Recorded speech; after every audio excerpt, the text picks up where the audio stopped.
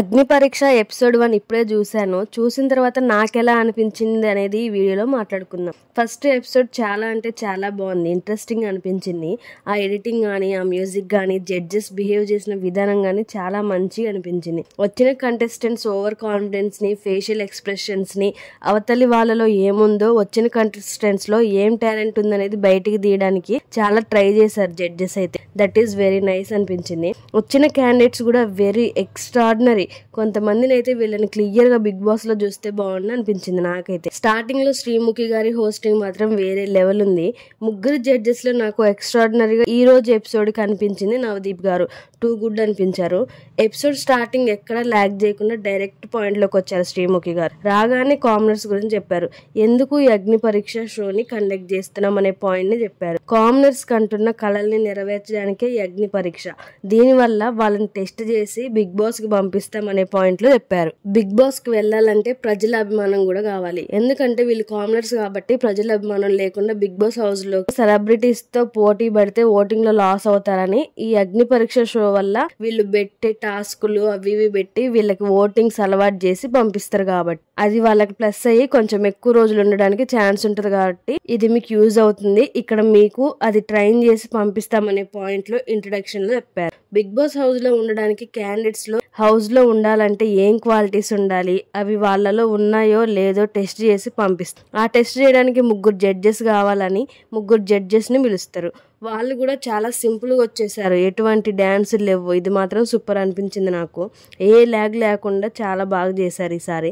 ఎందుకంటే అక్కడ test judges కి కాదు, క్యాండిడేట్స్ కాబట్టి ఏదైనా ఎలివేషన్ ఇవ్వాలంటే వాళ్ళకి ఇవ్వాలి, కానీ వీళ్ళకి ఇచ్చుకునేది కాదనే విధంగా ఓవర్ ఎలివేషన్స్ లేకుండా డైరెక్ట్ గా సింపుల్ గా బిల్ చేశారు జడ్జెస్ దగ్గర green flag and red flag రెండు ఉంటాయి.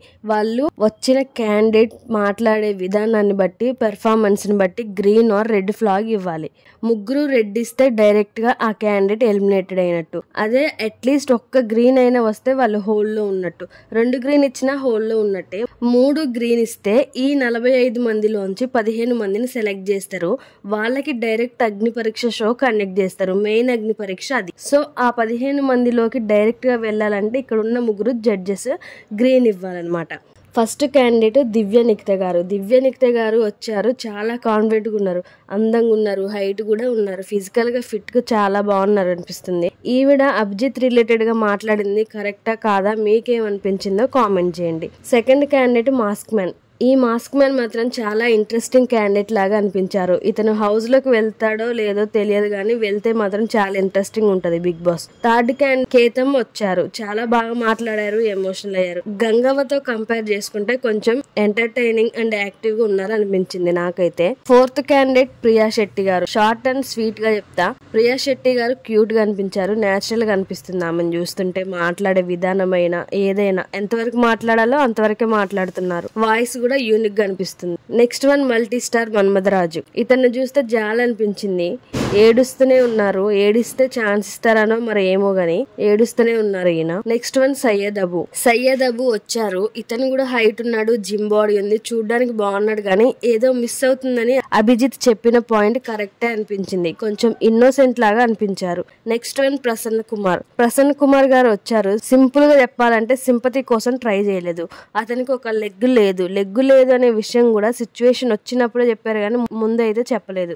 ఈ ఫస్ట్ ఎపిసోడ్ వరకు వీళ్ళలో మీకెవరు మంచిగా అనిపించారో కామెంట్ చేయండి.